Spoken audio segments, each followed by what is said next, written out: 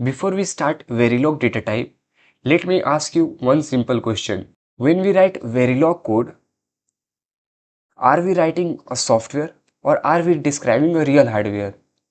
So the answer is we are describing a real hardware. And that exactly why Verilog data types are very different from C or Python. So in this video, I will not just tell you what a data type is, I will explain why it exists, why it behaves like this, and why Verilog needs it at all. So let's start from the most basic question. What is a data type? In simple words, a data type tells Verilog three things. First is what kind of value this signal can hold, and second is how many bits it has, and third is how it behaves in a hardware. So a data type is not just about storing data, it's about describing hardware behavior. Why Verilog has four logic values? Now some of you may ask, digital means 0 and 1, right? Then why does Verilog have four values? So Verilog support four logic values: 1, 0, x and z.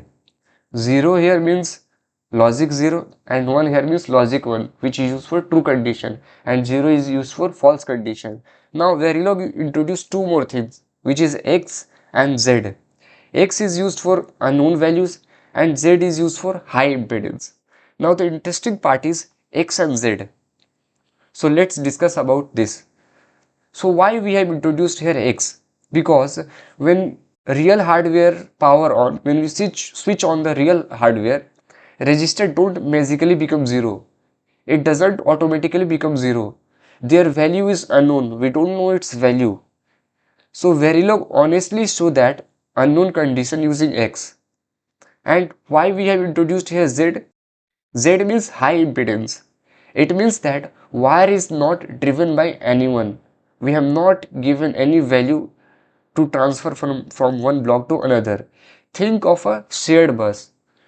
Only one device drives it and other disconnects. And disconnected part means Z. So X and Z are not extra values. They represent real hardware condition. Now Verilog divides data type into two main groups. First is net type and second is variable type. So why Verilog has introduced two groups? Because in real hardware there are only two fundamental things. First is connection and then storage. Connections like wire, which is basically a physical wire which we used in our house industry, so to transfer electricity in real scenario, but we here transfer signals values through that wire. And storage means register, flip-flops and latches. So Verilog copied real hardware behavior. Let's talk about the net data type first. The most commonly used net type is wire. Now very important question, why is it called a net? Because it represents a physical connection between a component. A wire does not store any values, it only carries values from one place to another. That's why a wire always needs a driver to drives a signal. If nothing drives a wire, it becomes a floating and its values become Z. Means its by default value become Z. In many interviews, the interviewer can ask why we can't assign wire inside a always block. So the answer is because always block represent procedural behavior. In procedural statement, step-by-step execution happen and variable needs to remember its previous value. But wire does not store anything. That's why, so Verilog does not allow that. Wire is driven using assign statement or module outputs. Now let's talk about the variable data types. The most important one is res. A res can store a values. It remembers the values until it is updated again. Default value of res is x. A res can store a values. That's why res is used inside always block. For example, when you write a clocked always, the output must be a res. Now let me clear one very important confusion. Res does not mean a hardware register. Res is only a variable in Verilog simulation. So this is a part of engineers, software engineers who have created this data type for themselves, for their easier understanding. Whether it raises only a variable in Verilog simulation, whether it become a flip-flop, latches or combinational logic depend on how you write the code. So remember, raise is a software concept, but flip-flop is a hardware concept and default value of raise is X. Because in real hardware, register don't know their value at power on unless reset is applied. So Verilog make it as unknown. This helps us detect bug early. Now let's understand scalar and vector. A scalar is a single bit signal, whereas a vector is a multi-bit signal. A scalar is like a switch which generally power on and then power off. Whereas a vector is a Whereas a vector is like a number display. If bit width is not mentioned, like here we have mentioned the bit width, Verilog assume it as a scalar, and if we assign bit to it, then it will consider as a vector. Next is integer data type. Integer is a 32-bit signed variable. So you may ask why we have used only 32 bits. Because integer is mainly used for loops, counter and test bench logic. It is not meant to represent real hardware storage.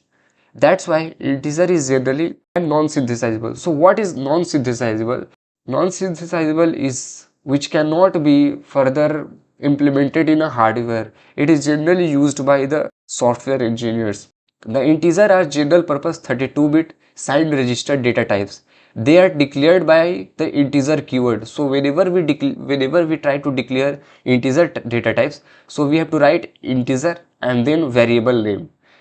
Integer is mainly used for loops, counters and test bench logic. That's why integer is not synthesizable. It is used for mainly the design verification engineer for their consent. Here is the example. So whenever we will declare integer, then we have to write integer keyword and then variable name. Now next is real data type. The real data type can be constant or real register data types. They are declared using real keyword.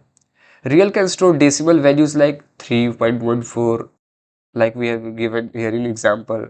Now you may ask, hardware doesn't support decimal, so why we use real? We use real data type in simulation for voltage calculation, delays and modeling. Real is used by engineers and it not mainly prepared and made for hardware purpose. Now the next data type is string. It is an order collection of character. They can be stored in res data type. So whatever the character we will write, we will give value, it will be stored in res data type. Each character in a string require 1 byte. So each character in a string generally take 1 byte, which is generally 8 bit for storage and typically mentioned within double quotes. So whatever we have to write statement, whatever we will write character, we will generally write it into this double quotes. Here the example is given. We have taken raise 8 into 11 down 0 and the variable name is name, and we have written a statement hello world.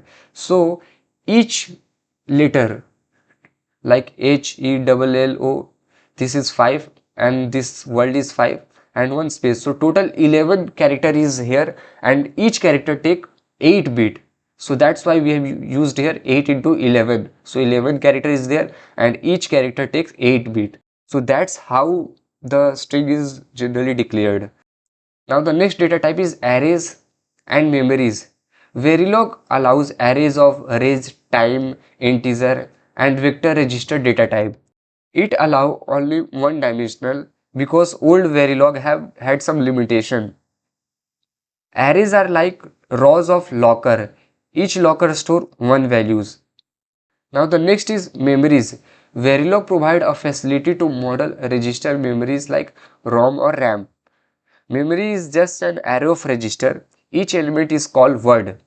So RAM or ROM modeling is done using raise array. So whenever we will try to make RAM or ROM, so we will use memories to create it. Now the next data type is time data type. Verilog also provide time data type. Time stores simulation time, and it does not store clock cycle, it store actually simulation time. This is very useful for debugging and performance analysis. A time register is declared using the time keyword, and it has a width of at least 64 bit. So here is the example. So we have taken here time data type, and here is the variable name. So cur time is a time variable. So to summarize, Verilog data type exists because hardware behave differently than a software. If you understand the why behind each data type, Verilog become very easy. If this helped you, like, share and subscribe the channel.